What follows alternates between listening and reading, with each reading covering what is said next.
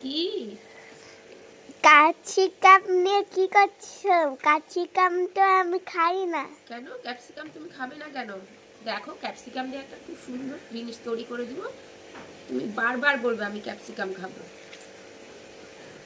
বাদামের জন্য আগে আমি বাদামটা কড়াইতে শুকনো খোলায় ভেজে নেব। তোমরা কিন্তু বাদামটা আগে শুকনো খোলায় ভেজে নেবে, তাহলে ক্যাপসিকামের যে পুরটা বানাবো সেই বাদামটা কিন্তু তোমাদের তেলে ভেজে নিলে তেলের সাথে গায়ে চোকাগুলো লেগে থাকবে না।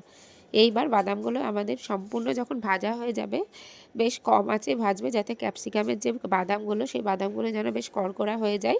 দেখো ভাজা আমার কমপ্লিট হয়ে গেছে। এবার আমি কড়াইতে দিয়ে দেবো তেল, আর তেল দিয়ে দিয়েছি একটু গরম মশলা ফোড়ন, একটু জিরে ফোড়ন, একটু দিয়েছি কাসুরি মেথি, আর অবশ্যই স্বাদ আনার জন্য দিয়ে দিয়েছি হিং।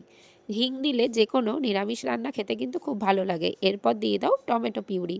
টমেটোটা আমি একটু গ্রেট করে রসটা বের করে নিয়েছি। এরপর দিব জিরে আদা বাটা, আর দিয়ে দিয়েছি অল্প ধনে গুঁড়ো, আর দিয়েছি শুকনো লঙ্কার গুঁড়ো কালারের জন্য। তোমরা দিতে চাইলে দিতেও পারো, না দিতে পারো। অল্প দিয়েছি গরম মশলা গুঁড়ো, আর একটু জল দিয়ে দিয়ে দিয়েছি সামান্য পরিমাণে লবণ আর পরিমাণ মতো হলুদ।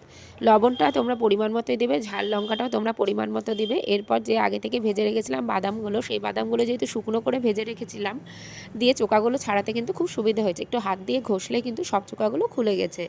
এরপর বাদামগুলো দিয়ে দিয়েছি, দিয়ে যে আলুগুলো সেদ্ধ করে রেখেছি। আমার রান্নাগুলো তোমাদের যদি খুব ভালো লেগে থাকে তাহলে অবশ্যই একটু লাইক আর শেয়ার সাবস্ক্রাইব করে দিও। ভাজা ভাজা হয়। আর কে কোথা থেকে আমার এই রান্নার ভিডিওগুলো দেখো তা কিন্তু কমেন্ট বক্সে কমেন্ট করে জানিও, কারণ তোমাদের প্রত্যেকটা কমেন্ট কিন্তু আমাকে একেবারেই অনুপ্রেরণা যোগায়।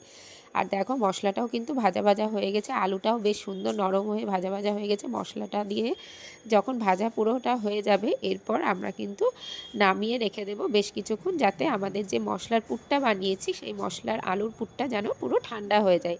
আর এইভাবে আলুর পুর দিয়ে তোমরা কিন্তু যে কোনো রেসিপি করতে পারো। আলু করলে কিন্তু বাচ্চারা ক্যাপসিকামটা খুব ভালোভাবে খেয়ে নেবে। আর ক্যাপসিকামটা খাওয়া আমাদের পক্ষে ভীষণ শারীরিক ক্ষেত্রেও বা যে কোনো ক্ষেত্রে ক্যাপসিকাম কিন্তু খাওয়া আমাদের ভীষণ পুষ্টিকর, যেহেতু গ্রিন ক্যাপসিকাম। আর ক্যাপসিকামে কিন্তু প্রচুর পরিমাণে মানে রেডি হয়ে যাওয়ার পর প্রায় আমি আলাদা করে রেখে দিয়েছি যাতে ঠান্ডা হয়ে যায়। এইবার ক্যাপসিকামটা আমি কেটে নেব। ক্যাপসিকামটা 4 টুকরো করে কেটে নেবে, তোমরা যেরকম ইচ্ছে কাটতে পারো, তবে আমি লম্বা লম্বা করে কেটেছি। কেটে মাঝখানে যে সাদা অংশটা সেই অংশটা কিন্তু ফেলে দিতে হবে। আর এইবার বানিয়ে নেব আমি একটা ব্যাটারের জন্য নিয়েছি বেসন, নিয়েছি চালের গুঁড়ো, আর নিয়েছি কর্নফ্লাওয়ার, আর অল্প হলুদ, অল্প লবণ, আর কালারের জন্য একটু রেড চিলি পাউডার, আর নিয়েছি পোস্ত গুঁড়ো। পোস্তটা তোমরা দিলে যে মানে চপটা আমরা ভাজবো সেই চপটা কিন্তু খেতে খুব ভালো হবে। এইভাবে একটা মোটা করে একটা গ্রেভি কিন্তু একটা ব্যাটার আমরা তৈরি করে নেব। ব্যাটারটা তৈরি হয়ে যাওয়ার পর যে আলুর পুরটা বানিয়েছিলাম, এই আলুর পুরটা ক্যাপসিকামের ওপরে দিয়ে চপের আকারে, দেখো যেভাবে আমি দিচ্ছি ঠিক সেভাবেই তোমরা দেবে, তাতে কিন্তু ক্যাপসিকাম থেকে আলুগুলো বেরিয়েও যাবে না, আর খেতে কিন্তু অপূর্ব লাগবে। আর এইভাবে তোমরা অবশ্যই কিন্তু বাড়িতে একবার ট্রাই করবে। আর ক্যাপসিকামের এই রকমভাবে রেসিপি বা ক্যাপসিকামটা গোটা মাঝখান থেকে কেটে নিয়েও আলুর পুরটা দিয়েও যদি তোমরা করো, তাও কিন্তু খেতে খুব ভালো লাগে। তবে এভাবে করলে যে ক্যাপসিকামের চপটা ভাজা হয় সেই চপটা খেতে কিন্তু লাগে অমায়িক।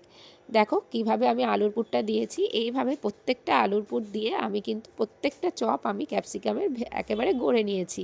প্রায় 6টা 7টার মতো আমার হয়েছে। এইবার ব্যাটারের মধ্যে একটা একটা করে আমি ক্যাপসিকামগুলো পুরো ব্যাটারের মধ্যে ডুবিয়ে গরম তেলে ভেজে নেব। দেখো তেলটাও আমার প্রায় গরম হয়ে গেছে। এইভাবে একটা একটা করে আমি ক্যাপসিকামগুলো কিন্তু ভেজে নিচ্ছি। তবে বেশ একটু দমটা কমিয়েই ভাজবে, তাতে কী হবে, ক্যাপসিকামের যে চপগুলো ভাজবো সেই চপগুলো ভীষণভাবে ভালোভাবে ভাজা হয়ে যাবে, আর খেতেও কিন্তু খুব ভালো লাগবে। আর এইভাবে বাড়িতে কিন্তু যদি তৈরি করো, মুড়ি হোক বা সন্ধেবেলা স্ন্যাক্স হোক, তাতে কিন্তু বেশ জমে যাবে। বাইরে কিন্তু যে ভাজা যে তেলটা, সেই তেলটা দিয়ে ভাজা যেগুলো করা হয় সেগুলো কিন্তু খাওয়ার প্রয়োজন পড়বে না। আমার তৈরি হয়ে গেছে ক্যাপসিকামের চপ ভাজা, আর আমি এটা সার্ভ করে দিয়েছি। জিজ্ঞেস কর কি এটা? এটা কি?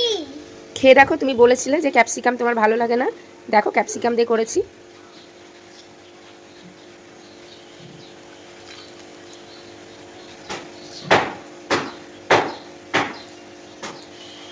এটা ক্যাপসিকাম, আমি তো বুঝতে পারছি। আরো ক্যাপসিকাম দাও। তোমার ভালো লেগেছে তো? হ্যাঁ।